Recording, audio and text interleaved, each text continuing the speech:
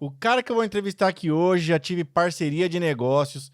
Hoje ele representa um mercado imenso que tem em Maringá como corretor de imóveis. E se você aí quer entender um pouco mais sobre investimento e faturar com esse mercado, assista esse episódio até o final.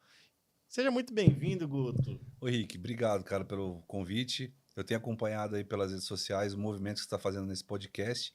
E quando chegou o convite, eu aceitei na hora. Não pensei duas vezes. Obrigado mesmo, Cara, parabéns pelo que trabalho. legal. Eu fico feliz de ver vocês prosperando lá em Maringá e tudo mais. Vai ter uma entrevista aqui com a esposa dele também, que é fera. E aí, quem que é o Guto? Nascido aonde? Como começa a tua história, Guto? Tem tempo, não? Ô!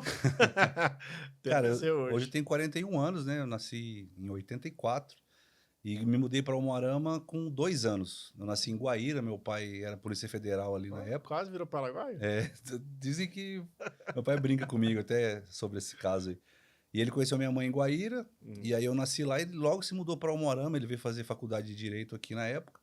E desde os 2 anos eu nasci, só não nasci aqui, mas cresci até os 30 e 42, até os 38, 33, 34 anos, quando eu me mudei para Maringá. Já foi bem nessa que a gente fez a parceria, né? Foi logo no início da nossa jornada lá, a gente foi franqueado da revista Kids Mais, foi uma jornada muito legal, Top. que inclusive depois a gente começa a olhar para trás, né, cara, e hoje eu trabalho com vendas, vivo disso. Eu tenho certeza que aquele período ali, com os conhecimentos que a gente passou, com os processos que tinha de venda, me ajudou muito a chegar no momento que eu estou hoje de venda, sem dúvida. Legal. E Guto, como que foi seu primeiro impacto com o mercado de trabalho? Foi com quantos anos? Começou fazendo o quê? O meu pai sempre teve negócios, né? Ele teve um escritório de transportadora com 2 caminhões, mas eu era muito novo. E o primeiro trabalho meu foi na imobiliária Triângulo. Ele comprou na época do Favarão, quando ele veio para Umuarama. E aí eu lembro que com 12, 13 anos eu era office boy. Bicicletinha, fazer pagamento, ir nos Já tinha bancos. parte de locação ou não? Já tinha uma carteira de locação grande. Então eu estudava de manhã e à tarde ia para a imobiliária. Então desde os meus 12 anos eu já comecei a estar nesse universo de trabalhar e tudo mais. Legal. Tinha um saláriozinho que o pai dava ali, né, cara? Então era legal Já isso. era pra você gastar, já era pra você mesmo. É, eu comprava minhas coisinhas ali no mercado, comprava doce, uma bicicleta legal. Então eu comecei com 12, 13 anos na imobiliária Triângulo, foi o primeiro negócio do meu pai aqui. Legal. E depois, como que foi? Foi evoluindo? Você foi trabalhando com o quê? Então, aí meu pai teve a Triângulo, eu não vou lembrar até que ano, depois ele abriu a Nilson Ribeiro Assessoria Imobiliária, Aham. Cara, eu nem sozinho. sabia se seu pai tinha passado pela Triângulo. Olha que Pois legal. é, ele foi um dos donos lá. E aí, nessa época, quando ele abriu a Nilson Ribeiro, eu já estava com 17. Uhum, E aí eu assumi a gerência de locação. uhum. Passei por vistoriador de imóveis, atendente de locação, e eu assumi a carteira de locação lá na imobiliária Cara, com bem ele. novo, hein? É, com 17 para 18. Legal. Daí eu fiz o terceirão à noite e comecei a trabalhar durante o dia, com 17, 18. Daí entrei na faculdade de Direito, me formei aqui na Unipar também, e durante a faculdade toda eu fui o gerente de locação da imobiliária do meu pai. Então, por que você fez direito, Guto? Cara, Você chegou a usar a faculdade? pô, ó, não dá para falar que não, porque a Aham. gente está envolvido sempre com contratos, Sim. negociações, e te dá uma base geral para tudo. Uhum. Mas eu nunca usei para nada, cara. O meu pai é formado em Direito, a minha Aham. mãe é formada em Direito, sabe assim, meio que um efeito manada? Vou dar Vou sequência? fazer também e tal. Aham. O meu pai queria muito que eu fosse concursado, ou juiz, ou Ministério Público. E assim, eu nunca fui de estudar, sabe? E quando você decide para esse lado jurídico, eu acho que é um dom ou uma habilidade que você precisa desenvolver. Tem que gostar de Ler, estudar. estudar, ler. Eu ia nas aulas, anotava tudo, meu caderno era muito bom. Eu dava uma lida no caderno e fui muito bem. Nunca tive problema com passar de ano. Uhum. Mas, por exemplo, nesse caminho, tem amigos que formaram comigo que hoje o cara é procurador, Entendi. que já tinha o perfil de estudar, passou no primeiro ano de faculdade, já passou num concurso na Justiça Federal. E, assim, eu preferi ir para outro ramo, assim, Uhum. de empreender, de trabalhar. E eu fiz direito meio que por osmose, vamos dizer assim. E empreender na área de direito, talvez quem está assistindo pode ser que veja isso com maus olhos. Mas é uma novidade ainda. Eu vejo que o Nelson Williams fez isso muito bem, né? Sim. Então o cara não é só advogado, ele empreende dentro do direito. É um posicionamento do É cara, um né? posicionamento. Montou um escritório, tem um monte de gente, o pau tora, e aí vamos lá. Produz Produz conteúdo, entende sobre conteúdo. dores de É. mercado. Não deixa de ser um negócio E eu também. vejo que isso começou a acontecer na questão da medicina também. os caras já se formam médico, mas eles não querem ser médico, eles querem empreender na medicina. Exatamente. Então tem bastante disso, né? A Tem gente vê muito. a galera começando a trazer esse lado que antes era disruptivo e começou a mudar. Porque, cara, vamos dizer, advogado, médico, qualquer outro profissional, o seu limite de ganho, ele é compatível ao seu tempo, ao que você consegue fazer em um dia, em consultas e cirurgias. E aí um cara que tem uma visão um pouco mais empreendedora, entende o negócio, ele se posiciona como um dono daquilo mesmo, né? E traz outros profissionais para conseguir escalar os resultados dele, né? E aí, Guto? Formou em Direito? Formei em 2006. Mas tem no final de 2002, depois do primeiro ano, eu fui para os Estados Unidos fazer um intercâmbio. Que legal. Você morou lá, então? Morei 8 meses lá. Caramba. Work and Travel era o programa. Então, eu já tinha passado no terceiro bimestre, no primeiro ano de faculdade, e no início de dezembro a gente foi. Até o Diego Egas, da Uvel, que era meu amigo de infância, foi junto com a gente. O Daniel, o Batata. Sim, A gente foi numa galera para os Estados Unidos. Tá pra cá agora de novo. Ele voltou, né? Então, eu passei lá uma temporada muito massa, cara, nos Estados Unidos. Eu trabalhava A gente chegou lá com um trabalho de housekeeper, que é aqueles carrinhos que limpam os quartos de hotel. Certo. E à noite, de vez em quando, fazia um bico de garçom nos eventos lá no hotel. Naquela época tava compensando o dólar. Compensava. Tudo. Meu primeiro Dá pra capitalzinho juntar dinheiro. da vida começou ali. Porque eu lembro, cara, a gente ganhava $11,25 por hora naquela época. Caramba. E aí, eu trabalhava mais ou menos umas 13, às vezes 14 horas por dia, com um dia de folga por semana. Então, ralado mesmo. Aí, a cada 15 dias, você recebe o pagamento. Aí, chegou o nosso primeiro paycheck, eu lembro até hoje. Abriu o envelope assim, $1.167 por 15 dias. Fiz as contas, eu falei, meu Deus, eu nunca tinha pego tanto dinheiro assim na minha mão. E aí, aquilo entrou na minha cabeça, o quê? Cara, economiza, aproveita a oportunidade. Eu morava na Flórida e não fui conhecer a Disney. Eu queria economizar, mão de vaca mesmo. A ideia da ida já era pra ganhar grana? Ou era pra conhecimentos gerais? Não era para ganhar grana. Não era? Eu Foi pra queria aprender a língua? dominar inglês. Eu falo inglês até hoje, devido a essa experiência. Olha que legal. E eu sabia, eu entendia tudo em inglês, só que eu tinha muita dificuldade em falar. E logo antes do primeiro mês eu já estava desenrolando inglês legal lá. Então teve esse ato que é importante durante a faculdade. Eu consegui voltar e não perder o segundo ano ainda, levei umas DP e tal, com prós e trabalhos. E aí segui na faculdade até 2006. Entendi. Aí logo que eu me formei... Juntou bastante dinheiro? Cara, bastante assim. 8 meses? Para um PA de 17, 18 anos, para mim foi bastante. Foi o dinheiro que eu comprei meu primeiro carrinho. Pô, legal. E eu lembro que eu paguei as despesas pro meu pai. Comprou à vista. Pré-vista. Cara, eu andava com uma doleira, tipo uma pochetinha, assim. Eu não confiava de deixar no lugar nenhum. Eu andava com o meu dinheiro para cima e para baixo lá, cara. Hoje eu fico pensando que era muito louco. Os tufão de dinheiro, assim, dentro da... ia dobrando assim, Onde sabe? você ia, fazia parte Onde do eu corpo. ia, se alguém me sequestrasse, me pegasse ali, ele levava toda a minha grana. Eu andava Mas não tinha uma conta que dava pra abrir lá? Então, a gente recebia em cheque. Daí ia lá no cheque, descontava e pegava o dinheiro. Entendi. Cara, eu não sei, eu morava com mais 4 pessoas, eu falava, eu vou andar com esse dinheiro, é meu, eu confio em mim, né? Coisa de moleque. E aí, eu lembro que eu cheguei, paguei o meu pai e um pacotinho de dólar, assim. Aí eu comprei o meu primeiro você carro. veio com dólar? Eu vim com dólar escondido. Ah, você não trocava, então. Não, fui guardando o dólar. Entendi. Porque o câmbio estava muito favorável naquela época. Falei, vou chegar no Brasil com essa grana. Escondi embaixo dos tênis, nas palmilhas, em tudo para vir embora. Não sei. Olha, ninguém vai me prender por causa disso, não, mas. Enfim. Aí eu comprei meu primeiro carrinho, cara, com esse dinheiro. Eu lembro até hoje. Era um Fiesta Sport vermelhinho. Coisa mais linda, com as rodinhas top, todo rebaixadinho. Cara, o nome dele era Chicão, o nome desse carro. Então, vamos dizer, o meu primeiro patrimôniozinho foi esse, com essa grana dos Estados Unidos. Que massa. E aí voltou, terminou a faculdade, Terminei continuou na imobiliária. Exato. Carteira de aluguel. Exato, eu era gerente de locação na imobiliária do meu pai. E aí surgiu uma oportunidade, logo depois que eu me formei, fiz 3 exames da ordem. Nos 3 eu passava na primeira fase e batia na trave na segunda fase por milésimos, assim, 0,5, 0,6, e entrava com recurso. E foi um ano estudando pós-faculdade para tentar tirar a carteira da OAB. Isso que é tão difícil quanto passar no concurso. Cara, é mais difícil, eu acho. Pelo menos na minha época era. E aí, depois da terceira, eu me frustrei. meti o pé nos livros, falei, ó, pai, não vai rolar, não é a minha, não consegui.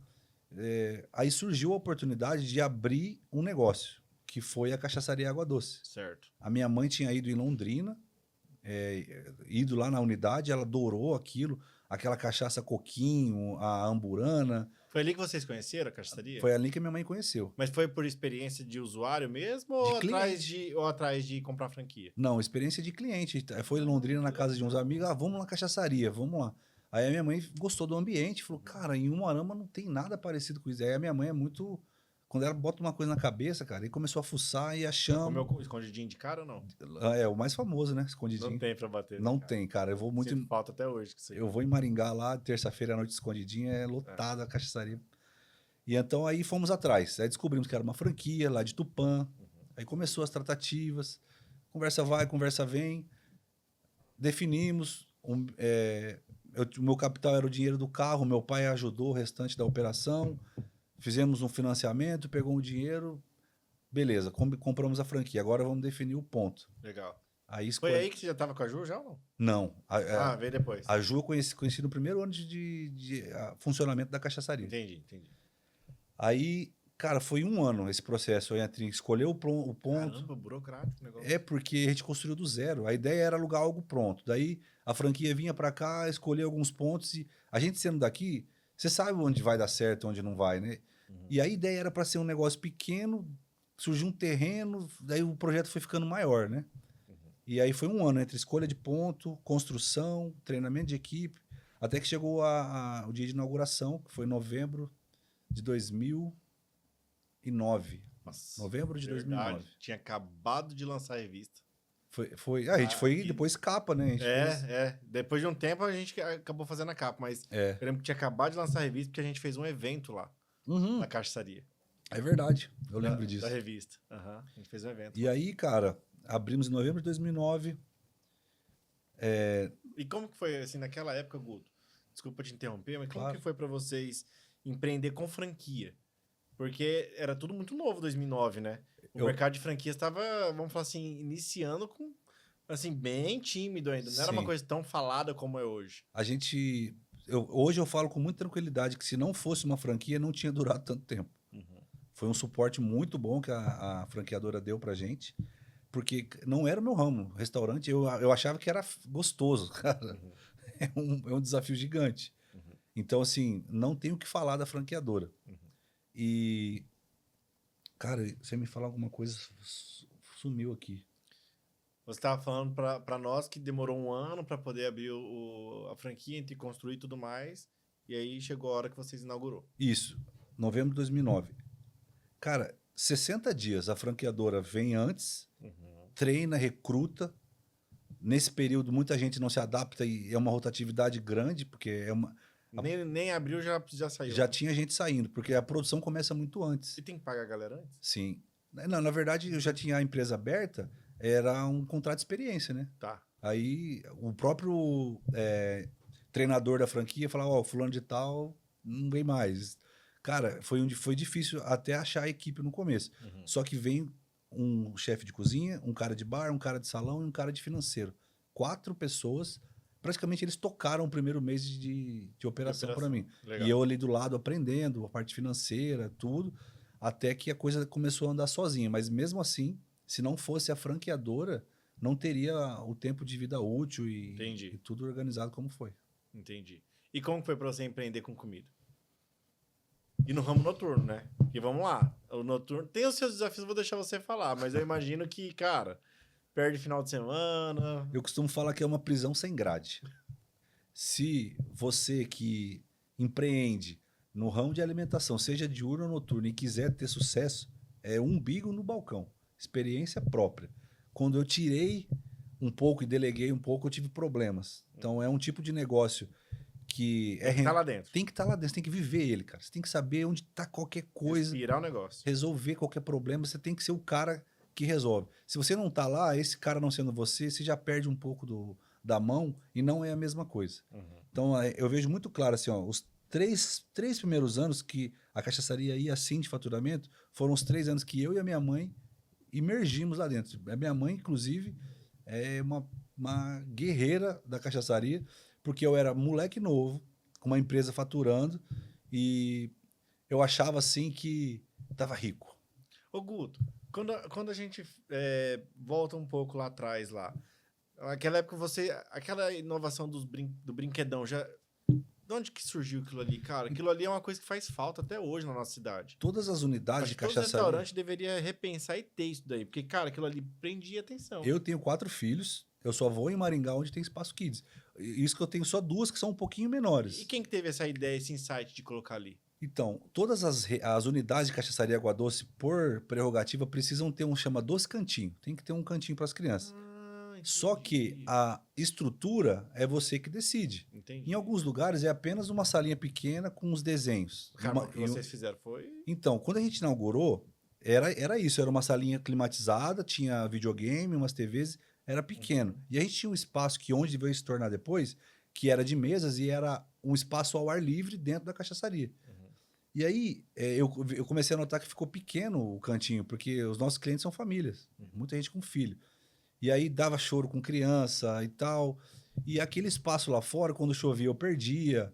Era o último que lotava. Primeiro a galera preferia a varanda. Ele era tipo um jardim de inverno. Um jardim de inverno dentro da cachaçaria. Né, com um piso diferente, uma jardinagem assim.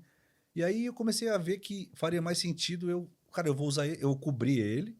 E aí montei aquele espaço, que era uns tobogãs gigantes, tinha fliperama. Ficou muito legal. Era quase um parquinho. Tanto é que depois a gente começou a fazer festas infantis. Sim. Em outros dias de funcionamento. Até a divulgação com a Kids Mais ajudou muito esse posicionamento. E na época aquilo lá, eu nunca esqueço que realmente as pessoas falavam, cara, vamos na cachaçaria porque tem coisa para as criançadas ficar se divertindo e os pais conseguiam ter tempo para poder curtir. E gastava mais, né? E gastava mais, porque ficava mais tempo. Exato, você fica tranquilo, porque nada mais chato do que ir num lugar e seu filho começa a chorar. Acabou a festa. Ah, vambora. Você levanta e vai embora. Então, foi pensando nisso. Cara, que legal. Foi legal pra caramba. Desculpa te interromper. E naqueles 3 primeiros anos ali que estava em ascensão, você lembra mais ou menos o quanto você conseguiu faturar e pôr no bolso? Então, cara, eu tinha uma média de faturamento nesses 3 primeiros anos de 160 a 180 mil. Caramba, tá voando baixo mesmo. Mensal. Com picos, assim, o mês de maio, com o Dia das Mães e junho, que é o mês dos namorados, chegava a ultrapassar a casa de 200 mil. Então, no ano, era esse o meu Tava dentro da expectativa que era para ser mesmo. Foi acima. Acima. E, cara, hoje, com 41 e passando por tudo que eu passei, eu vejo que eu não estava preparado para aquele... E, assim, nem era tanto dinheiro, mas assim, um cara de 24, 25 anos, com uma empresa que tá voando na cidade, só se fala nisso. Era muito top. Eu confesso que meu ego subiu, sabe? Deixou subir. Deixei. E assim, não me arrependo porque eu acho que a gente tá aqui para evoluir, né, cara? Hoje eu sou um cara... De 10 anos atrás eu era outro, de 10 anos atrás era outro. Mas... E aí... Tava colocando dinheiro no bolso. Tava, cara. Assim, e por má gestão mesmo, porque eu fiz maus negócios no sentido de me endividar muito. Eu conheci a Ju no final do primeiro ano. Certo. E aí eu era um cara que tinha uma empresa e morava no quarto do lado do meu pai, na casa dele. Despesa zero. Daí a Ju, a gente começou a namorar e muito rápido, ela em Curitiba aqui, e ela engravidou da Maria Cecília, nossa primeira filha. Namorando ainda. Namorando. E aí eu falei, olha, de longe não dá mais, e para Curitiba eu não vou, tô com uma empresa recém-aberta, se você quiser, você tem que vir para cá. E aí nessa conversa ela me ligou, então eu vou ter que ir, né? É lógico que é porque a gente se ama, então, mas agora tem uma filha na história. Foi desse jeito. Aí, Você cara, não sabia? Não sabia. Eu dei o ultimato nela assim, cara, sabe início de namoro? Aquela paixão louca, assim, né? E aí era um final de semana em Curitiba, e eu aqui com a cachaçaria, e ficava nesse vai e vem. Eu ia buscar ela em Maringá de avião, né, direto. E aí foram 3, 4 meses de namoro, eu dei essa intimada nela. Falei, ó, é você, cara, eu tô apaixonado, a gente tá se entendendo, mas a minha vida é aqui em Moarama. Eu acabei de abrir um negócio, e pra Curitiba eu não vou. Como você foi caçar a Ju lá em Curitiba? Então, ela fazia teatro com a minha irmã, em Curitiba. A minha irmã se formou em Direito lá em Curitiba e fazia teatro com ela. Entendi. E a minha irmã que ajeitou as pontas. Entendi. Ela veio e falou, ó, você tem que conhecer uma menina. Ela cara. já era comunicativa assim ou o teatro que fez? Não, ela já era. É, porque a Ju tem uma comunicação incrível. Ela trabalhava no Shop Tour. Depois ela vai falar um pouco disso aqui lá em Curitiba, que é aquele canal de vendas. Tem o Shoptime, que é do Ciro Bottini, e o Galeb abriu o Shop Tour. Era um concorrente. Era um concorrente. Legal. Então, assim, cara, eu acompanhei lá no dia a dia dela. Ela gravava 10, 12 lojas em um dia. Então, tinha que ter muita habilidade de improviso, porque não tinha roteiro. Chegamos aqui no Rick, vamos vender esse copo. Ó, você passava para a Ju mais ou menos. E ela é ótima no improviso. Liga a câmera. Pau, 1 minuto e meio ela gravava. Ela é ótima nisso. Eu fiquei impressionado de ver ela trabalhando. E aí, a gente conheceu assim. Então, voltando a falar, eu saí do cara que morava no quarto do lado do meu pai, despesa zero, com uma empresa faturando. Daqui a pouco eu estava montando um apartamento. Basicamente uma esposa e um filho. Uma esposa e um filho. E a Ju, quando eu conheci a Ju, ela já tinha o João de 3 anos, que é o meu primeiro filho. Um filho e outro na barriga. Ele já tinha, hoje ele tem 18, já passou no vestibular, tá um homem já. Então a minha vida deu um up, uma virada muito rápida, repentina. Entendi. Então, assim, eu naquela ânsia, pô, tô ganhando dinheiro, agora tô com minha esposa, uma filha. Aí comprei um terreno. Aí eu comecei a construir. Daí comprei uma caminhonete. Daí, cara, carta de consórcio, os vendedores de consórcio fez a festa. Comprou de rodo. Ah, vou pagando, eu aguento pagar e tal. Então, isso sempre contando com faturamento. Eu não tinha capital, o dinheiro tinha que ser gerado todo mês, né? Você chegou a fazer capital de giro? Não. Tinha que faturar. Porque a minha margem que sobrava de lucro já estava empregada em dívidas que eu tinha que pagar. Já tinha feito conta. Já estava com conta assumida. Então, Entendi. 4 anos foi filezinho, tudo lindo. Aí eu abri uma segunda unidade em Cianorte, da cachaçaria, com um amigo. Ah, você abriu lá. Abri lá. Eu que conduzi toda a obra. Entendi. O amigo meu era investidor e ia morar e operar lá. Então, assim, tudo isso acontecendo ao mesmo tempo, fluxo de caixa negativo, desencaixou as contas.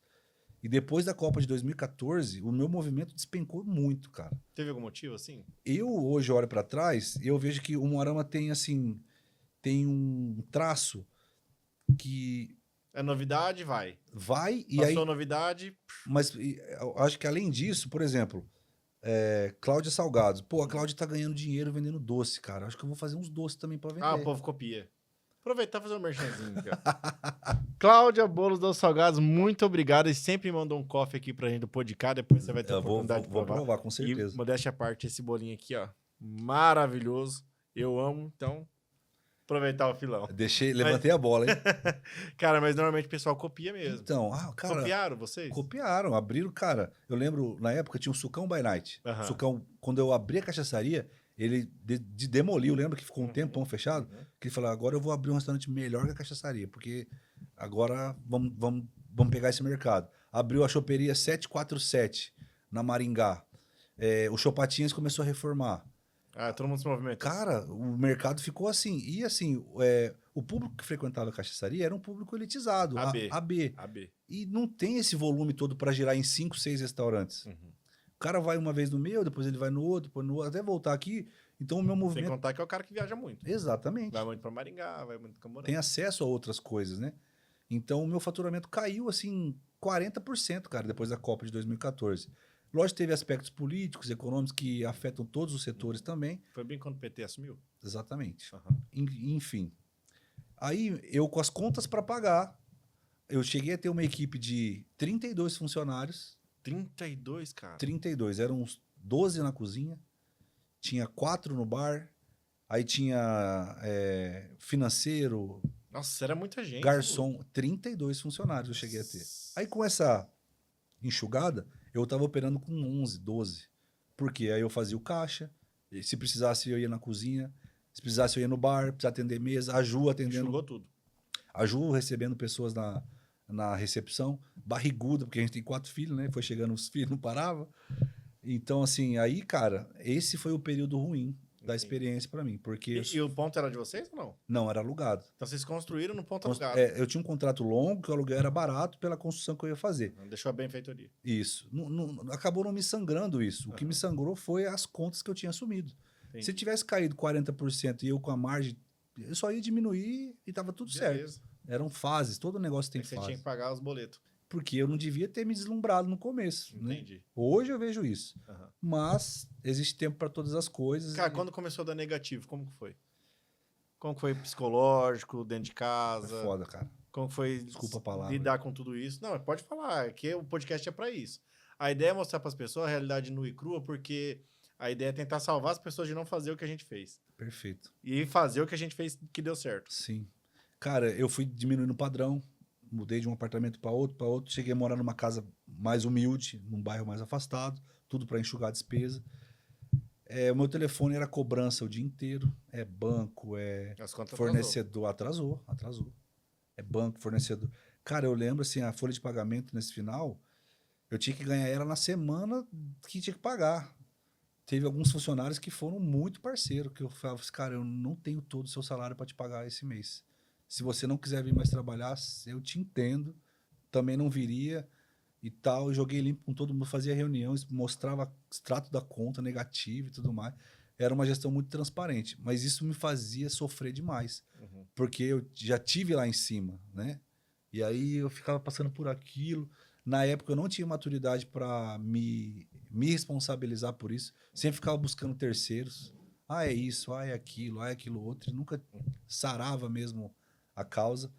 Eu tive hoje eu vejo que eu estava em depressão, cara. Porque eu não tinha vontade de levantar da cama.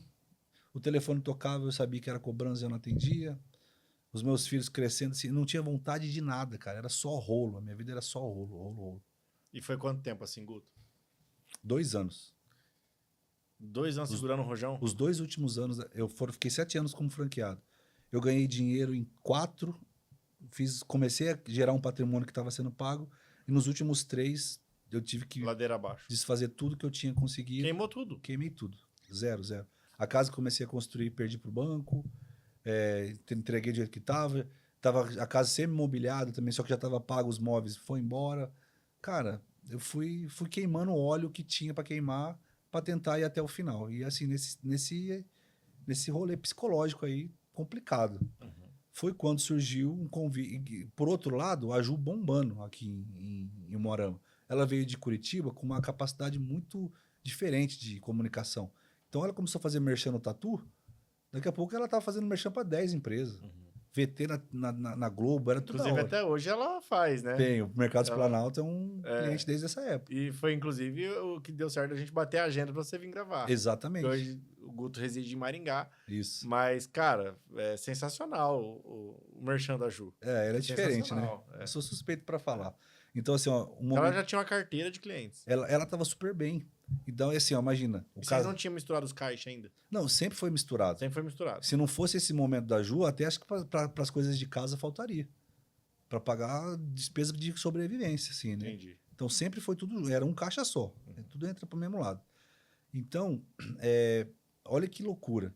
A sua esposa na TV fazendo um maior sucesso, seu restaurante lá e ser todo quebrado por dentro, cheio de problema. Então, essa dualidade que acabava comigo, sabe? E não podia transparecer no comércio, cara. À noite tô aberto lá, tá tudo bem, tá tudo certo. Foram momentos muito, muito difíceis, cara. Caramba. E aí ela recebeu um convite da Band Maringá, que eles estavam abrindo uma nova programação e estavam procurando apresentadoras para um programa diário. Pelo sucesso dela na TV, chegaram até ela, fomos a Maringá, conhecer as instalações, tudo, e fizeram uma proposta formal. E eu falei, cara, vamos, eu não quero mudar de área, isso aqui tá me consumindo, tá difícil, vamos para lá. Aí eu vendi a cachaçaria para um cara. Isso foi em 2016? 2016. Foi logo quando a gente levou a franquia para lá. Isso. Março de 2016 foi o último mês meu à frente da cachaçaria Água Doce de Moarama. O cara que comprou de mim tinha comprado a franquia de Cascavel, um japonês. Ah, eu lembro desse programa aí. O cara não pagou, velho. Não pagou ninguém. Ele me deu 100 mil na hora. O que eu fiz com 100 mil? Quitei os acertos trabalhistas da galera e os fornecedores maiores, assim, que estavam em atraso. E eu fiquei com 250 mil em cheques para receber, que foi batendo um e voltando, batendo 2 e voltando. Você não recebeu? Cara, eu fui terminar de receber há uns 2 anos atrás. Conseguiu. Consegui. Picadão daquele jeito, mas recebi. Mas imagina aí, eu mudei para Maringá contando com essa reservinha e aí não aconteceu, cara. E aí até a Ju começar a performar na TV e Leva ganhar, tempo. leva tempo, uns Fazer 4, 5 cliente. meses. Não é da noite pro dia. Então eu fui com uma reserva muito apertada para Maringá, cara, sem conhecer ninguém, mas era só para fugir desse ambiente, de toda essa história. Oxigenar mesmo. Só dar um refresh na cabeça. Foi a história resumida até Maringá. E aí começa a história em Maringá. Vamos lá. Cara, Quase 10 anos já, então, em Maringá. 9 anos em Maringá já. Caraca, irmão. Parabéns. Parece que foi ontem. É. E aí, olhando para trás hoje, o que a gente está conseguindo conquistar lá. E eu não digo só de dinheiro, não, cara. É de reconhecimento, de amigos, de rede de contato. Cara, eu conheço todo mundo em Maringá hoje. Você precisar de um mecânico, eu tenho um cara para te indicar, um médico, enfim. A gente criou isso lá, né? E foi na necessidade mesmo. Aí a gente chegou lá, cara, tem um episódio que até me emociona de falar. No começo, nesse período aí, entre voltando o cheque do japonês, a Ju na TV, mas ainda sem entrar dinheiro. A nossa reservinha foi minguando. Eu não sabia o que eu ia fazer profissionalmente lá. Ficava assim, perdidão. Aí eu aprendi a ser dono de casa. Porque eu não tinha dinheiro para pagar uma secretária. Tem que cuidar da criança. Eu aprendi a cuidar das crianças. Eu aprendi a cozinhar. Do meu jeito lá, dava um tapa na faxina. Falei, é o mínimo que eu posso fazer nesse momento para tentar ajudar de alguma forma, né? E aí, cara, comecei a acompanhar a Ju quando dava as crianças na escola. Aquela Andinha não tinha ainda de 5 anos, né? Ela chegou depois. Ela pegou a Vacas Gordas. Pegou a bonança. Aí as duas já estavam para a escola. Eu falei, eu vou começar a acompanhar a Ju na TV para ver se eu aprendo a captar a imagem, pelo menos, fazer vídeo, editar. Eu lembro disso aí. Cara, e fui, comecei. Hoje eu vejo que também Deus estava me preparando. Eu acho que eu consigo aprender tudo que eu quiser. Se eu me dedicar e falar, eu preciso aprender isso, eu vou aprender. Porque isso foi uma prova. Cara, eu sabia nada de audiovisual. Aí a gente chegou a ter uma produtora. Porque eu não sabia nada, mas eu já tinha tido empresa. Eu sabia ligar os pontos.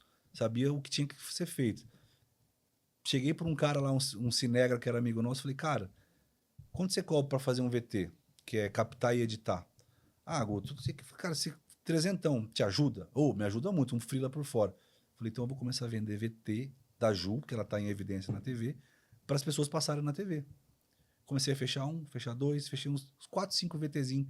Eu cobrava R$1.500 cada VT para entregar pronto com o apresentador. É muito barato, mas a necessidade fazia... Dava para levantar um caixinha. Dava. Só que daí, beleza. Vendi, no dia de gravar, eu ia lá com o cara e falei, agora eu quero que você me ensina. Você que vai captar onde que eu aperto, o foco. E eu fiquei nesse rolê uns 3, 4 meses aprendendo. Cara, começou a girar, porque a Ju é uma excelente apresentadora, começou a ganhar mercado. Mais marcas querendo e tal. Consegui comprar a primeira câmera. Falei, agora já não vou pagar os 300 pro cara. Vou eu fazer a captação. E, cara, hoje a gente tem equipe, tenho cinegras, tenho editores, mas que eu sei como cobrar esses caras até Porque sabe fazer. Porque eu sei fazer, cara. Eu aprendi a editar, a captar com ela. Que legal. E hoje, sendo corretor, todo o meu network de clientes e amigos vieram dessa época do programa. Entendi. Porque a gente recebia todos os dias 2 profissionais lá para falar de alguma pauta. E a gente foi criando carteira, pegava contatos, chamava para jantar, fomos se aproximando. Então, são 9 anos criando relacionamento em Maringá. Cara, e como que foi para você, Guto, ter que deixar tudo para trás, irmão? Por mais que era uma fuga, ao mesmo tempo, fuga no sentido emocional, tá? Sim. Ao mesmo tempo, as raízes, né, cara? Amigos, família. E você tá em outra cidade e tudo é novo, né? Tudo. E é uma cidade que, proporcionalmente ao Moarama comparado, é grande. Sim. Então, as pessoas, por mais que são calorosas, Maringá é uma cidade maravilhosa para se relacionar com as pessoas também, mas ainda assim é tudo muito novo, né? Você não sabe até que ponto o relacionamento é verdadeiro de amizade ou é só comercial. Exato. Como foi para você esse período de adaptação? Então, como eu fui criado aqui, a gente tinha muitos amigos. Assim, uma turma nossa era grande, cara. Sei lá, 10, 15 cara, muito amigo. De ir na casa um do outro, de conhecer os pais, crescer junto jogando bola. E aí na minha cabeça era assim, eu vou ficar velho aqui em Moarama, eu quero morrer aqui. Fui candidato a vereador, cara, Sério? em 2006. Não sabia dessa parte. 2006, candidato a vereador, logo sei que eu me formei. Olha, acabei de lembrar. Porque eu olhava e falava, se hoje tem uma galera que é mais velha, que meio que comanda a direção política da cidade, quando eu for velho, quero eu estar nesse núcleo, de alguma maneira. Seja à disposição num cargo, ou seja no grupo político. Então eu me lancei a vereador em 2006, acabei de lembrar. Eu fiz pouco mais de 480 votos. Foi bom? No PV ainda, eu lembro. Foi bom. Foi legal. Mas para você ter a noção, para você ter a ideia de como eu era enraizado e queria falar, cara, quero ficar morando para sempre. Eu falava isso para Ju, não, nós vamos morrer aqui, quero ficar velhinho aqui. E aí as coisas aconteceram do jeito que aconteceram. E a ida para Maringá foi uma necessidade. Foi muito. Aí, respondendo a sua pergunta agora, foi muito difícil. Porque eu estava numa cidade que eu não conhecia ninguém, sem essa base de amigos, Sem que grana? sem grana. Era eu, a Ju e as crianças mesmo. Então foi difícil, cara. Não foi fácil, não. Eu não me lembro com muito detalhe dessa parte, mas eu tenho certeza que são esses momentos que fortalecem a gente para a gente se preparar para o próximo nível, né? E Guto, depois que você se encaixou no mercado, que você conheceu a galera, começou a performar ali com a Ju, em que momento que você começou a empreender com a produtora, que você falou, cara, agora eu vou fazer dinheiro, e qual foi a próxima virada de chave para você ir para a parte de corretor? Então, aí, dentro desse meio de audiovisual, eu conheci um cara chamado Rodrigo Lopes. Ele é um empresário lá de Maringá, muito conhecido na internet, Instagram. Ele é especialista em crescimento de empresa, assim, posicionamento digital, tráfego pago. Legal. Tem uma agência interna. E aí, um dia a gente entrevistou ele para o programa da Ju. A pauta era sobre empreendedorismo. Fomos na empresa dele. E aí, nesse dia, eu me vendi para ele lá. Falei assim, cara, como é que faz para trabalhar aqui nessa agência, nesse lugar? Eu sigo você e tal. Se tiver espaço aí que você quiser um cara que vai te vender bem, eu estou à disposição. Apertei a mão dele e fui embora. Aí no outro dia tinha um direct dele no meu Instagram. Ó, a gente tá com uma vaga aberta, vem aqui para você entender. Foi onde eu falo que de fato eu aprendi a vender lá com ele, com o Rodrigo Lopes. Legal. Eu era closer. Ele tem um produto high ticket lá que custa entre 50 e 60 mil. E aí Mentoria, essas coisas? Mentoria, consultoria, implantação de growth machine. E aí, dentro do processo de venda que era estruturado, eu era o closer. Caía para mim os fechamentos, depois de um SDR ter tratado o lead, ele já ter recebido bastante informação. Então, e aí eu ficava na sala do lado dele. Não, se você precisa sentar na minha sala para ver como eu falo, para entender os meus termos, porque você é o último cara antes de chegar em mim, é você. Então eu fiquei 2 anos com o Rodrigo. Que legal, trabalhando cara. lá. Que privilégio, hein? Cara, eu falo assim, eu aprendi a vender com o Rodrigo Lopes. E ele tem um bordão muito forte que é nada acontece antes de uma venda. E eu trago isso para minha vida desde então. Porque a venda traz receita, que traz gestão, que precisa de uma nova venda. É um ciclo, né? Você pode estar com seus processos internos todos prontos, estruturados, mas se não tiver venda, de nada adianta. Então, eu acho que assim, a virada de chave para o comercial, para mim, foi ter trabalhado com o Rodrigo nesse produto de high ticket dele. Top. E aí, que momento que vem a parte corretor de imóveis? Dentro um dos clientes que eu atendi, interessados em consultoria do Rodrigo, acabaram não fechando, só que eu aprendi a me conectar e criar muito relacionamento com meus clientes. Eu me tornava amigo, e um deles era de Maringá mesmo, uma construtora. E aí, ele precisava de tudo aquilo que o Rodrigo fazia, só que era uma empresa familiar. E uma consultora de alto padrão dentro do Monet. E aí, fomos jantar um dia na casa dele, a Ju e ele, a esposa, me mostrou a ideia de trabalho, falou, você não é corretor? Aí, cara, olha como é. Quando eu vim para Maringá, o meu pai tinha me obrigado a fazer o TTI, que é o Técnico de Transações Imobiliárias, o curso que te dá direito a ser corretor. E eu fiz contrariado, falei, puta, pai, eu fazia em Maringá, morando em Moarama. Uma vez por mês tinha que vir aqui fazer prova e tal. Eu tinha esse TTI. Quando ele me chamou, você não é corretor? É o Cresce? Ou não? Você tem que ter o curso técnico para poder entrar e pedir no Cresce. Ah, tá. Como se fosse a tipo a faculdade. faculdade, exato. E aí, quando ele falou, mas por que você está perguntando, Cláudio? Não, porque eu estava pensando em te convidar para ser o nosso. Eu não quero deixar as minhas casas para vender numa imobiliária. Eu queria cuidar do processo comercial. E eu queria que você fosse esse cara. E quando ele falou de corretor, eu falei, sim, eu tenho o TTI. Eu lembrei na hora, cara. Saí dali, fui lá no TTI, peguei meu diplominha, fui no Cresce e dei entrada na minha carteirinha. Então, com o número de protocolo, você já está apto a trabalhar como corretor. E foi aí que começou. Eu comecei a produzir vídeos da casa lá no Jardim de Monet, porque eu já tinha produtora, tinha know-how. E aí comecei a fazer tráfego, fiz uma landing page para eles, todo o processo comercial. Você já sabia fazer tudo isso? Não sou eu que coloco a mão, mas eu conheço os profissionais e sabia o caminho. E sabia o que pedir para cada um, porque tinha os fornecedores de tudo isso. Legal. Então eu criei para essa construtora um processo de venda para vender 2 casas de alto padrão que eles tinham no Jardim de Monet. Legal. Além E de- isso trabalhando com o cara ainda lá. Não, depois que eu saí. Ah, você já tinha saído. Eu fiquei 2 anos com o Rodrigo nessa jornada. No finalzinho eu conheci eles e ele surgiu o convite e eu fui para lá. Entendi. Então eu comecei a ser quase que um corretor exclusivo dessa construtora para vender só essas 2 casas. Caramba. Então eu começo Mas era altíssimo o padrão. 5 milhões e 6 milhões e meio. Opa, Linda, então, 11 linda. milhões em VGV. Legal. Então, assim, olha, o meu primeiro trabalho como corretor já foi trabalhar em casas de alto padrão. Já entrou legal. Confesso que eu não sabia. Eu sabia do mercado, então eu fui aprendendo junto. O Cláudio, que Mas inclusive... você viveu muito tempo no meio, né? Eu já não fui... sabia, mas você viu os caras fazer. Seu pai. Eu fui a criado galera, nesse meio. Exatamente. Só que assim, aí eu já estava preparado, eu já tinha autoconfiança para me posicionar. Porque, cara, se eu fosse vender essa casa assim, quando chegasse em Maringá, eu ia tremer na base, eu não ia conseguir performar. Eu estava pronto e fui aprendendo.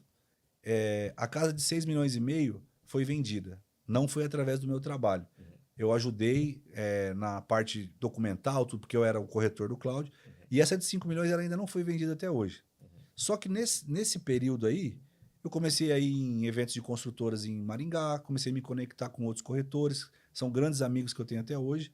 Foi onde eu fui para a imobiliária da Clear, que é onde eu fiquei 6 meses numa imobiliária, 7 meses lá.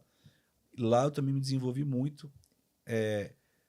Coloquei aquelas técnicas que eu já sabia de venda, que eu tinha aprendido com o Rodrigo, para o mercado imobiliário. Aí eu comecei a entender bairros, saber lugares que estavam em desenvolvimento, o que é bom, o que não é bom, o que é caro, o que não é caro. Você foi conhecer o mercado. O mercado. E aí, dezembro do ano passado, eu fui para outra imobiliária, que é a Patrimônio, de onde eu fiquei 8 meses, até o mês de agosto agora, eu estava lá, e eu me tornei o top 2 de vendas da Patrimônio em 8 meses. Eu fiz 7 milhões e 92 mil de VGV. Caramba. Esse ano foi o meu melhor ano de venda na Patrimônio, só vendendo lançamentos. Caraca, mano. Porque, E você se descobriu assim como corretor? cara, me descobri, velho. Eu adoro o que eu faço. Eu adoro. Porque ó, hoje eu tenho 41 anos. Eu era o cara mais velho da imobiliária, pra você ter ideia. Caramba. Era uma galera mais jovem, uma energia top e tal. E olha que você é jovem. Eu me considero Você é moleque jovem. ainda. Sou novo ainda. Só que, olha a minha experiência, cara. Eu tive um restaurante, cheguei a ter 32 funcionários que quebrou. Já tive produtora de vídeo, já trabalhei como closer. Eu sei captar, eu sei editar, eu sei fazer processo de venda. Então, assim, eu tenho uma experiência de vida um pouco diferente dos demais. Então, quando eu mudei para Patrimônio, eu senti que eu estava pronto. Falar, cara, eu acho que agora eu vou começar a performar porque não tinha problemas financeiros, já estava bem estabelecido na cidade, tinha uma carteira de clientes. Já tinha regularizado a tua vida. Já estava tudo organizado, eu estava pronto para ter esse resultado. Hoje eu olho para trás e vejo isso com muita franqueza. Eu me desliguei da Patrimônio agora em agosto, cara, num processo super tranquilo, eu sou amigo dos donos, porque a gente está alçando voos maiores. Então, a gente está indo agora, início de outubro, para Orlando. Vamos ver algumas oportunidades de negócio lá no meu ramo, a Ju no ramo dela também. Então, assim, eu fico até arrepiado de falar, cara. Caramba, sério? Porque, sério. Assim, em primeira mão, tô falando isso aqui, ninguém sabe. Cara, que Eu não sei legal. quando vai ao ar esse programa, pode ser que quando sair eu já esteja em terras estrangeiras. Que legal, Guto. Pô, sucesso, irmão. E lá o mercado é muito valorizado. Corretor de imóvel lá Demais, cara. visto como referência, irmão. Lá É diferente. Aqui, desculpa, né? Pelo amor de Deus, não quero ofender, mas tem muito picareta aqui no Brasil. Tem muita gente transacionando corretagem de forma ilegal e errada. Não dá pra falar que não. Cara, lá é muito bem visto, corretor. Sim. Corretor lá é o antes de tudo. Exatamente. E lá, eu tava pesquisando sobre o mercado, é assim, ó.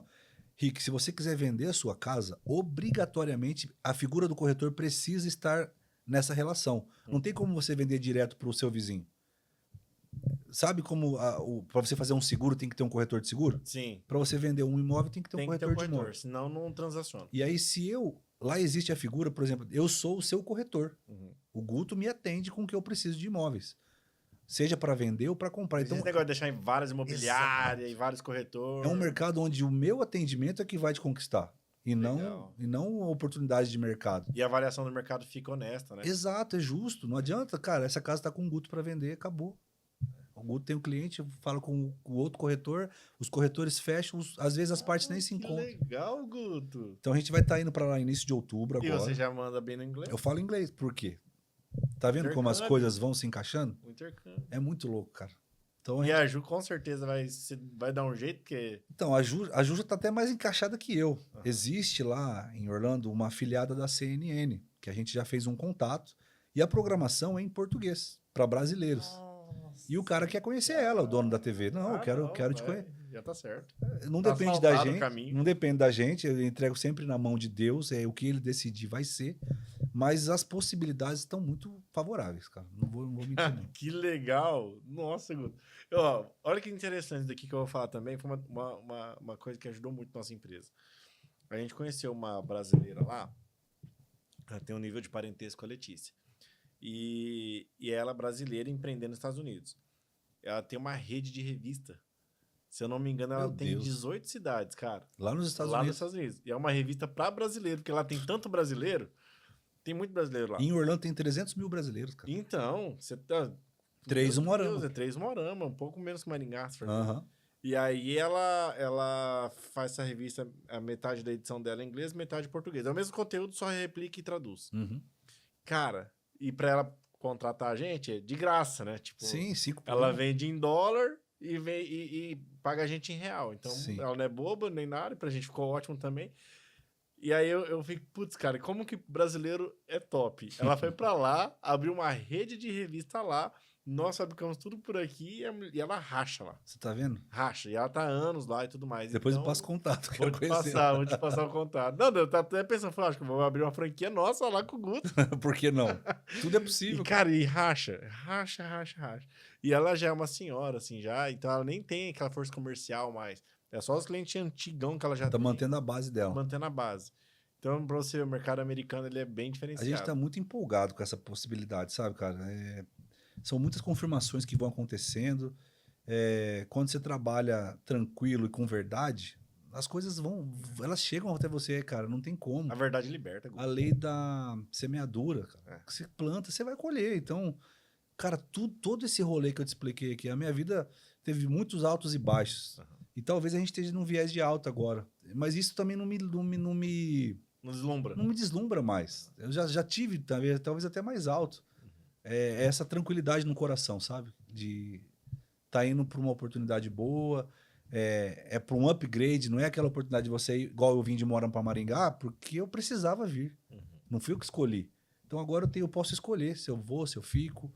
Então eu tô muito feliz, cara. Muito feliz. Cara, que legal. E, Guto, quando a gente fala do ramo do setor imobiliário, parte corretor de imóveis, quais são as características que você considera fundamental para a pessoa deixar como opção para você? Para um corretor? Para você pegar a opção desse cliente para vender e tá. também para pegar esse cliente para atender depois. Vamos pegar os dois pontos de vista. Cara, do imóvel de terceiro, eu Enquanto não... isso, eu vou comer um bolinho. Fica à vontade. Eu não pego qualquer imóvel. No sentido, eu preciso me posicionar. Eu moro na região sul de Maringá. E eu conheço aquela região como poucos, porque eu transito ali todos os dias. Eu vou no clube, eu vou no mercado, meus filhos estudam ali perto. Então, eu estou me posicionando em Maringá como um corretor de alto padrão, principalmente na região sul. Então, alguns amigos ou pessoas chegam até mim e falam, eu gostaria de vender minha casa. E aí eu analiso, não tem a ver com o meu posicionamento. Aí eu costumo indicar para outros parceiros. E outra frente que eu trabalho são lançamentos. O mercado de Maringá é muito aquecido. Entrega rentabilidade para o investidor. O que seria lançamento? Imóveis na planta. Certo. Lá, esse ano aconteceu ano passado, do meio do ano passado para cá, e esse ano continua, tá um movimento desenfreado de lançamentos, cara. As construtoras lançando 2, às vezes 3 empreendimentos no mesmo ano. Isso não é normal. Normalmente prédio, casa... Prédios, muito lançamento vertical. Porque a gente está falando de VGV, né? Então, mais unidades, mais VGV. Então, tá num movimento que é muito claro quando você analisa o de fora. Construtora, quando vai fazer um lançamento, ela já fez estudo de mercado. Ela já entendeu o lado do desenvolvimento e o que está acontecendo. E aí, o investidor que aproveita o momento de pré-lançamento, que é o melhor momento para se comprar no pré-lançamento. Porque você vai surfar todo o período de valorização que o mercado de Maringá hoje comprovadamente entrega. Não é uma projeção, não é o que eu acho, É um histórico, já é realidade. Em alguns casos, quando você acerta demais na localização, a valorização às vezes dá uma extrapolada daquilo que a gente prevê. Não é o normal, mas é uma possibilidade. Então, diferente do mercado de Santa Catarina que a gente estava falando aqui antes de começar, que É inflado pra caramba, né? eu acho que daqui 3, 4 anos, pelo número de unidades que vão estar lançadas no mercado, essa rentabilidade projetada de hoje não vai se manter, porque vai ter muita opção. E aí quem vai ditar isso é o mercado. Por que o seu apartamento você vai pedir 1 milhão se tem um cara do lado que vende por 800 igual? É muita gente, né? É muita unidade. Então, Maringá é uma cidade, de acordo com o IBGE, é a única cidade, junto com Cascavel e Curitiba, que até 2050 vai continuar crescendo. Vai estar chegando mais pessoas do que está saindo. Motivado por alguns fatores. Maringá é Unicesumar, polo Se de... eu não me engano, é a segunda melhor cidade do Brasil pra se morar? Cara, A primeira? por 4 anos seguidos ganhou como a primeira. A primeira, né? Exatamente. Pô, Então, isso super já arborizado. é um holofote do Brasil. Gente que está tranquila em outros lugares do Brasil está escolhendo Maringá para viver, porque oferece toda essa qualidade de vida. Então, as construtoras olham tudo isso e falam, cara, vai continuar chegando gente, ainda tem demanda habitacional. E começa a lançar. Quando uma cidade está em efervescência, o mercado imobiliário é aquecido, que é o que está acontecendo em Maringá. Entendi. E, assim, eu tive esse resultado que eu te falei nesse ano, justamente por ter aprendido a olhar esses sinais e por apresentar isso para amigos, clientes, investidores de uma maneira muito séria e transparente. As pessoas que compraram... eu estou fazendo uma segunda venda para um primo da Ju lá dos Estados Unidos, que está trazendo capital de lá para cá pela força do câmbio. Ele comprou há 60 dias um apartamento de 56 metros, uma suíte e um quarto, e ele pagou 520 mil. É o famoso estúdio ou não? Não, não é estúdio ainda. Esse é uma suíte e um quarto. Com um lazer completo, na Avenida Tuiuti, um baita investimento. Aí ele decidiu comprar para o filho dele. Me ligou ontem, estou até atendendo ele. Ó, meu filho quer um, veja para mim no mesmo prédio. Sabe quanto estava 60 dias depois? 620 mil reais. Caramba, já valorizou. 100 mil reais da compra 60 dias depois Nossa, a mais. muito rápido. Daí isso não entra na cabeça dele, porque nos Estados Unidos ainda não existe esse tipo de valorização, é um mercado mais estável. Lá se ganha na compra. Se você comprou bem, depois você vai vender num preço de mercado justo. Mas essa valorização se deu por quê? Ele comprou no pré-lançamento, ele garantiu unidade alta, de frente para a vista de frente, que vão ser as primeiras a ser procuradas na compra.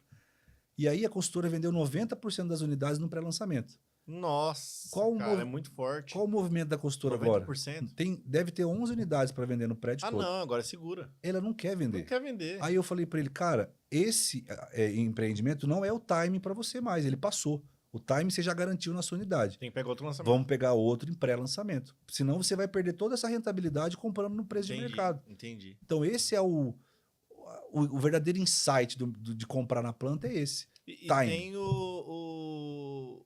a facilidade de pagar, né, Guto? Cara, eu vou Quando falar... você pega na planta, você tem uma flexibilidade de pagamento também, né? Como é que funciona para comprar na planta? Como que eu ganho dinheiro comprando na planta, Guto? Me explica aí. São duas estratégias. A primeira é, eu sou o perfil mais conservador e quero ter patrimônio para renda passiva. Certo. Você vai, imagina que você comprou um apartamento por 520, o mercado de Maringá hoje entrega uma rentabilidade de 12% a 15% ao ano. Esse patrimônio vai valorizar isso em 4 anos. Conta de padaria dá 60% de valorização. A gente vai descontar a correção do saldo, que é mais ou menos 7% ao ano. Então, a grosso modo, você vai ter um ganho de valorização de 30% a 35% lá na entrega. Então, você 4 anos. 4 anos. Concorda comigo que você pagou 520 agora, esse imóvel vale 620? Se você for alugar pelo preço de mercado, você vai conseguir alugar ele por uns 3.500 a 4 mil reais. Em relação meio por cento em relação ao capital do dia. Só que você desembolsou só 520. E já virou um 0,6, 0,7. Exato. Essa é uma estratégia. Certo. A outra estratégia é a alavancagem. Como? Eu garanto o menor preço possível no pré-lançamento. No momento, aí que está o grande diferencial de um bom corretor. É fazer o acompanhamento dessa valorização a cada semestre ou a cada trimestre. O momento ideal de vender um apartamento que você comprou na planta é de 8 a 10 meses antes da entrega. Porque é o prazo que pessoas que vão, de fato, morar naquele apartamento estão buscando. E eles vão pagar o preço do dia. Então você vai ter descapitalizado só 40% durante as obras e na entrega da chave você precisa quitar o saldo devedor. Certo. Essa é a hora que você vai sair do investimento. A pessoa que vai morar vai te pagar os direitos e aí, em alguns casos, dependendo do preço de compra, a gente consegue quase que dobrar esse capital, porque ó, 520 mil, 40%, 5, Vai dar uns 200 de entrada. 200, não é de entrada, é 200 mil durante 4 anos. Certo, parceladinho. Parceladinho. Você dá 6% de entrada, parcelas e balões. Então vamos dizer que você descapitalizou 200 mil durante 4 anos, 50 por ano, média. parcelado, parceladão. E daqui 4 anos, alguém vai pagar entre 350 e 360 nos direitos e vai assumir o saldo devedor. Então, é uma maneira de você alavancar o seu capital com segurança, porque se deu alguma M, o imóvel é seu, está no seu nome. O risco desse negócio é a construtora falir. Por isso que você precisa consultar bem de quem você está comprando. É onde entra um bom corretor também. Se já entregou, se segue os prazos previstos, qual é o padrão de qualidade. Então, é todo esse cenário que eu desenho para um cliente e falar, cara, esse é um bom investimento, pode comprar que vale a pena. O Moarama hoje sofre uma situação das permutas loucas. Me fale mais sobre isso. Assim, tudo inflacionado. Acho que o valor mais inflacionado do Brasil está em Moarama. Das permutas, né? É tudo inflacionado e aí a galera quer socar tudo em permuta. Isso existe também em Maringá? Ó, tem algumas construtoras que em lançamentos pegam carros, mas é por preço de repasse, não é o preço Imóveis de não. FIP. Lançamento não se pega imóvel. Em alguns casos, loteamentos. E para você pegar mais de uma unidade. Então, é possível em alguns casos, mas no mercado de lançamento, permuta é muito raro, muito raro. Existe E muito... 6% de entrada não é nada. Cara, Não é nada. esse cliente meu dos Estados Unidos, ele pagou 30 mil reais de entrada. Transforma isso em dólar. Dá 6 mil reais, 6 mil dólares.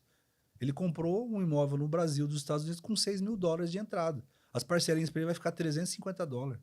Nossa. Então, é muito acessível. Se você faz um fluxo... E outra coisa legal, as consultoras oferecem flexibilidade de fluxo. Como você quer pagar? Você só precisa descapitalizar isso durante esse período. Como? É você que monta o seu fluxo. E aí, a gente entendendo perfis de clientes. Às vezes o cara quer pagar mais balão. Eu falei, cara, faz parcela menor. Quanto menor você desembolsar, às vezes você tem... Mas sobra pro balão. Exato. E aí você pega esse dinheiro e aplica. E o rendimento dele paga o balão. São várias as estratégias. O mercado imobiliário é cheio de oportunidade, cara. É só a gente saber identificar. E Guto, hoje, quando a pessoa se trata de estar atento a esse mercado, como que ela faz? Como que ela se programa para isso? Ela te liga, por exemplo, Guto, tô querendo investir. Esse tipo de lançamento tem com frequência? Tá rolando bastante? Porque uma coisa que você falou que é importante é o timing. Como eu te disse, está num momento atípico, bom, de lançamentos em Maringá. E existem hoje, pelo menos 5 lançamentos em época de pré-lançamento lá em Maringá. Tem unidades de 109 metros, que já é um alto padrão, tem estúdios de 34 metros e tem apartamentos de 55 a 60 metros. Então, tem vários perfis de imóveis em oportunidades de pré-lançamento ainda esse ano. Não é normal isso. É um sintoma de desenvolvimento acelerado da cidade. Entendi. E quando a gente fala de estúdio, como que tá essa parte em Maringá? Tá aquecida? Tá fluindo legal? Eu vejo que São Paulo só se fala em estúdio. Lá você não pega mais hotel. Eu tive a experiência, a semana retrasada, a gente foi para São Paulo para tirar o visto. E eu falei, eu vou fazer questão de ficar no Airbnb, no estúdio, para ver essa experiência, viver isso e entender como é. Cara, foi sensacional. Metade do preço de um hotel. A gente escolheu um lugar perto dos lugares onde a gente podia ir. O prédio já tinha lazer completo, com coworking, academia. Então, esse padrão de imóvel hoje em Maringá está sendo replicado. Ainda teve o primeiro que foi entregue agora da Bravo, que é o B Bonifácio, que a Bravo se especializou em estúdios. Ela só faz um tipo de apartamento estúdio em Maringá. Legal. E ela escolheu terrenos estratégicos na cidade que tem essa demanda de localização. Inclusive, a gente comprou um lá na planta, próximo ao estádio Willie Davis, ali bem no centrão. São estúdios de 28 metros, que existem estudos do Airbnb que projetam para aquela localização 70% a 80% de ocupação média das unidades. Tudo baseado nesse crescimento demográfico que eu te falei. Então, é uma tendência de Maringá, mas o que eu estou vendo? Parece que a onda de estúdios passou. Ou seja, os lançamentos todos que fizeram já foram todos vendidos. E agora eu estou vendo um movimento de apartamentos de 60 metros, que é uma suíte e um quarto, que vai atender Famílias menores. ou às vezes famílias sem filhos ainda, Uhum. e em localizações estratégicas que atendam, por exemplo, dois irmãos que vão fazer faculdade, um casal ou dupla de amigos que vai morar e estudar junto, para cada um já ter um quarto separado com banheiro. Então é tudo feito esse estudo. A onda de estudos em Maringá, eu acho que acabou, porque os lançamentos já foram feitos, as vendas já foram feitas, e aí agora vai ter as entregas disso, né? O Cidade Aruna também é um baita exemplo disso ali na região sul que a PRC fez. Uma torre só de estúdios chamada Urb, que foi um sucesso de vendas. Então, o estúdio em Maringá foi projetado, parece que uma quantidade X de unidades que já foi atingida, e os próximos lançamentos agora também um pouco maior. Cara, que top. E quando a gente fala do mercado imobiliário, Guto, quais são os riscos de golpe que as pessoas têm que tomar cuidado para não cair? Porque existe muita oferta em muito lugar, né? Tem muitas pessoas, como a gente falou, no Brasil às vezes não tem tanto critério do corretor igual tem nos Estados Unidos, mas quando a gente traz isso para a realidade, muita gente divulgando imóvel no Facebook, a metade do dobro, ou até mesmo aqueles preços que você sabe que não existe, e existe muito golpe. Infelizmente. Como que faz para as pessoas ficarem atentas a isso? Então, ó, eu atuo na cidade de Maringá com conhecimento de causa. Eu conheço o dono de cada construtora daquele lançamento que eu estou vendendo. Então, para mim, o primeiro passo é esse. Saber de quem eu aperto a mão. Uhum. Comprar imóvel de longe, cara, aparece anúncio assim que você fala, meu, isso aqui é bom demais, tá meio esquisito isso daqui. E aí, na nossa ganância, na nossa ânsia de querer garantir o melhor negócio, acaba não fazendo as verificações básicas. Histórico da construtora. Cara, o CNPJ é aberto. Entra lá no Google e dá um Google no CNPJ, vê se existe alguma ação, procura ver se houve entregas anteriores, se aquela empresa cumpriu Se é o primeiro edifício. se ela cumpriu o prazo de entrega, se tem ações em relação àquela obra. Então, o básico do básico, às vezes, a gente não faz. Então, o primeiro ponto seria consultar a construtora, no sentido de lançamento. E o segundo ponto, e mais importante para mim, procura um profissional da sua confiança, cara. Por exemplo, você tem expertise em revista, em podcast, é você que domina esse assunto. Se eu quiser falar sobre isso, eu vou te perguntar. Uhum. Não adianta querer saber que sabe tudo, sabe? O famoso, eu sou um malandrão, eu entendo, eu vou lá e não preciso de nada. É meio caminho andado para você tomar no nariz. É o início do fim. Então, se cercar de profissionais de confiança e checar o histórico da construtora. Show. E, Guto, na sua visão, o que um corretor precisa para ter sucesso? Cara, eu acho que no mundo de hoje que a gente vive, o corretor que não souber se comunicar, ele vai ter problema. Pode ser o cara mais correto, com histórico, mas se ele não conseguir transmitir isso no discurso dele, esse cara vai ter problema. E do outro lado também é um problema. O cara que se comunica bem, mas não tem tanto conteúdo, então eu daria... Só um minutinho. Fica à vontade, meu irmão. Eu daria dois... as redes sociais, ela provoca isso, né? Eu daria 2 caminhos. Aprenda a se comunicar e nunca pare de aprender. No sentido, fazer um curso de perito avaliador, entender sobre o mercado. Eu quero ainda, eu não estou nesse ponto, mas eu quero chegar a um momento de oferecer um atendimento concierge para o meu cliente. Tem muito cara de fora vindo para Maringá, sabe? Cara, você vai estar aqui que dia? Eu te pego no aeroporto. Ah, você já tem lugar onde ficar? Eu reservei tal hotel para você. Eu vou andar com você pela cidade, vou te mostrar tudo. Uma experiência completa. Exato, não só comprar e vender. Porque às vezes pode não ser o momento de compra desse cara, mas eu quero encantar ele com um atendimento diferente, concierge. Então, o cara que investir nisso e de realmente se preocupar em ouvir, muitos corretores querem só vender, na ânsia de ganhar comissão, porque todo mundo precisa, vamos falar a real, mas existem maneiras disso. Se preocupar com o seu cliente, estar sempre em aprendizado e se comunicar bem. São esses 3 pilares aí. Qual que é o erro que você acredita que os corretores mais cometem hoje? Não ouvir o cliente.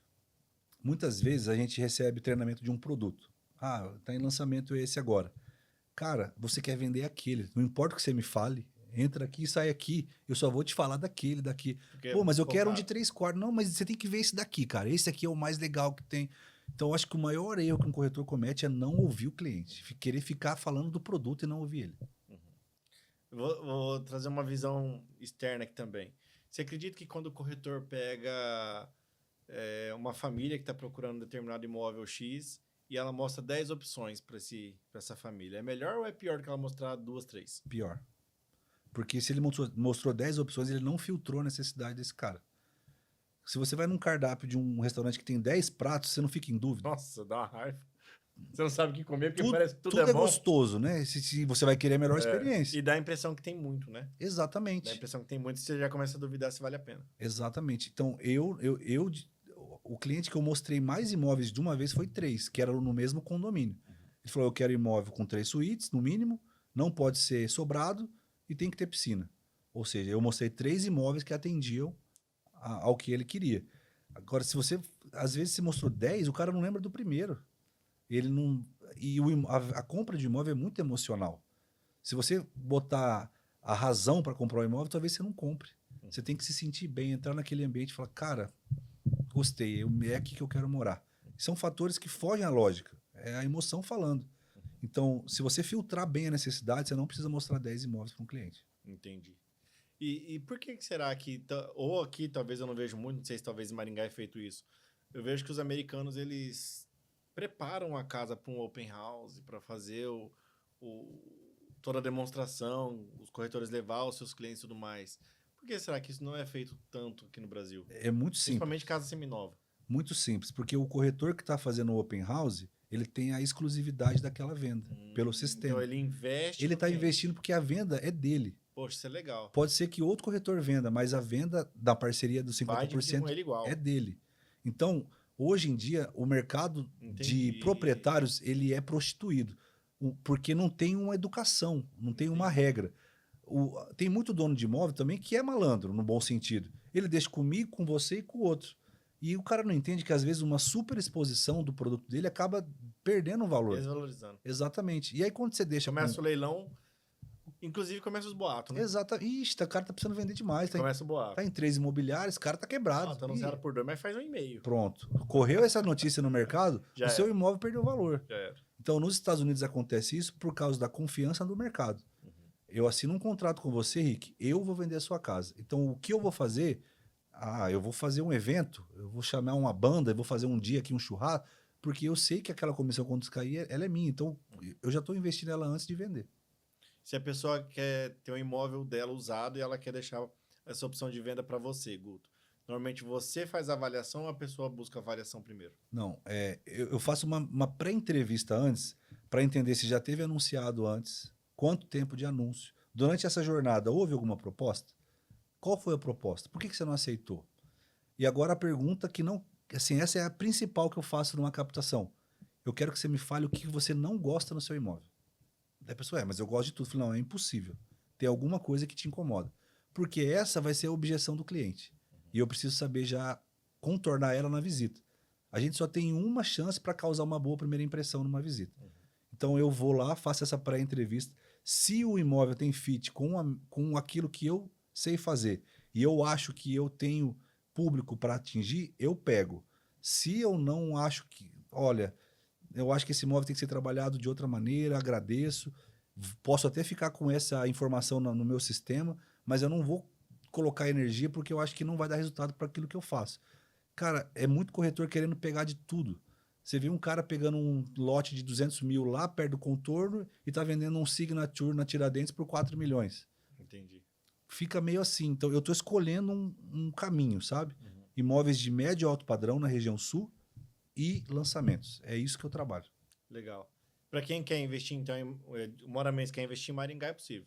Totalmente possível. Eu fiz algumas vendas para amigos daqui. É flexível o pagamento, valorização... eu não vou falar, eu não posso garantir. Com tudo, né? É um mercado real, é uma valorização que vai te dar rentabilidade com segurança e tem muita oportunidade de investimento em Maringá, dependendo do perfil. Até tem muita gente que... eu encontro muito moramense lá de domingo, no shopping. A gente vai lá e vê muita gente. Então, assim, o pessoal de Moarama consome produtos de Maringá, vive o lifestyle de Maringá e quem for de Moarama e quiser investir em Maringá vai ser um prazer atender. Bacana, irmão. Tem mais alguma coisa que você acha interessante comentar no segmento? Ah, além de Maringá, a gente vai ter oportunidades aqui breve fora do país, né? Então, a gente sabe que existe um momento favorável aí para proteger patrimônio em dólar. E em breve eu vou trazer novidades aí sobre essas oportunidades também nos Estados Unidos. E rentabilizar em dólar. Melhor, né? Melhor ainda, né? Gostoso, né? Cara, ainda mais tratando de Orlando, que é turístico, movimento gigantesco. Sim. Enfim, os Estados Unidos é um mercado que a gente vê que é mais estável, assim, a régua dos caras é um pouco diferente. Eu andei estudando um pouco o mercado de Orlando e da Flórida. Existe um nicho de mercado que está sendo estudado lá, que é o Sênior 60+. As construtoras e incorporadoras estão criando mini cidades que tem para idosos, cara. Porque a expectativa de vida está cada vez aumentando mais e essa galera ela tá cada vez mais ativa. Não é aquele senhorzinho. Os velhinhos de hoje não é igual os velhinhos de hoje. Não, hoje em dia é tudo inteiro. E daqui 20 anos, você sabe se você vai ter 60? Verdade. Eu e você vamos ter 60. Verdade. E se tudo correr bem, eu espero estar ativo, autônomo. Então, tá havendo um movimento nos Estados Unidos de master plans voltados para o público 60+. A ideia é que você não tenha carro, que você se movimente dentro da cidadezinha com aqueles carrinhos de golfe. Aí vai ter um centro de entretenimento, um centrinho para compras, gastronomia, tudo dividido assim para que tenha essa qualidade de vida voltada para o público 60+. Caramba. É muito massa. Quando você estiver por lá, não esquece da gente não, viu? Não, imagina. Manda as opções de imóveis. Com certeza. Não deve ser tão difícil um brasileiro investir nos Estados Unidos. Eu achava que era também, cara. Do pouco que a gente começou a estudar, existem já empresas idôneas que estão fazendo esse transporte de capital e, por exemplo, um aporte de $500 mil, que eu sei que não é pouco dinheiro, mas já te dá direito depois a você entrar com um processo de green card, por exemplo. Porque você vai estar investindo nos Estados Unidos, gerando emprego lá. Tem várias possibilidades, além de você ter um imóvel, um patrimônio, uma moeda forte, garantir uma cidadania, por exemplo. Legal. É bem legal. E o mercado lá é regulamentado, né? A questão da comissão e tudo. Então, cara, sucesso. Seguro. Sucesso. Uhum. Guto, quero agradecer você, cara, por ter vindo aqui, ter contado a tua história, trazer um pouco da sua trajetória também. É inspirador, é bom quando a gente vê a pessoa se abrindo, falando a real mesmo, o que aconteceu, o que deixou de acontecer. A gente acompanhou um curto pedaço de espaço ali, mas foi um espaço importante também. A gente teve um pouco mais de contato naquela época. Sim. Aprendi muito com vocês. Que bom que vocês estão prosperando. Tomara que dê muito certo. Vou estar na torcida aqui para dar certo, para vocês ir para lá. Quem sabe a gente investe aí um pouquinho. Eu gosto muito do mercado imobiliário. Eu falo que é o investimento mais assertivo que um brasileiro pode fazer. Eu falo brasileiro por conta da nossa moeda mesmo. Sim. Flutua demais, é uma loucura. Muito instável, né? Não tem nada mais assertivo que a construção civil, porque é a primeira a sofrer. Então, se o cimento sobe, a obra sobe. Você sabe quanto você gastou para construir aqui? Sei. Você acha que construiria hoje com o mesmo tanto? Nunca. E o seu patrimônio está aqui valendo isso. Está aqui, né? Exatamente. Isso. Ela sobe junto com a inflação. Exato. Então, e na verdade até mais, né? Valoriza mais. Valoriza mais. Então, eu falo que o imóvel é a maior garantia que a gente tem, não só em bens, mas também em não perder a moeda. Se você analisar as maiores fortunas do mundo, pode ter certeza que... Eu não vou dizer todas, porque eu não tenho conhecimento de causa, mas as maiores, o patrimônio está alocado em imóveis. Ah, sim. Seja rendendo aluguéis, seja surfando valorização, Sim. porque é garantido. Tá Não é lá. à toa que os fundos imobiliários é muito forte. Exatamente. Não é à toa que fundo imobiliário cresce tanto. É. Meu irmão, obrigado. Eu que agradeço, Rick. Valeu mesmo por ter vindo aqui. Agradeço aí por todas as informações que você passou. Que Deus continue abençoando muito vocês. Amém. Vai ter mais filho por aí ou não? Tem que perguntar pra ela. Eu tô fazendo a minha parte sempre. Já tem 4. Cara, minha parte eu tô fazendo. Vai que Deus manda, né? Mas você tem uma dádiva assim, que todos os seus filhos são lindos, meu. Obrigado. Caramba. Obrigado. Verdade eu sou mesmo. suspeito pra falar, mas a molecada ficou ajeitada, né? Nossa, seus filhos são maravilhosos. Obrigado. Vocês são uma família muito bonita. Elogiar os filhos pra nós é o maior elogio que existe, né? Isso fica coração quentinho. Eu tô na metade do caminho, tô só com 2, Ju. Vamos, Rick, vamos trabalhar, Tem filho. 2, mas a minha meta é 4. Então bora, dá Minha tempo. meta é 4. O meu franqueado de Camorão já tem 5. 5 e mais um no céu. Você vai deixar? Cara, não perder não, né? Não pode perder. Mas é isso aí, meu irmão. Obrigado você que nos assistiu até aqui também. Obrigado, pessoal do Cláudia Boas Salgados. Fica à Vou vontade, comer. tá, Guto? E é isso aí. Valeu!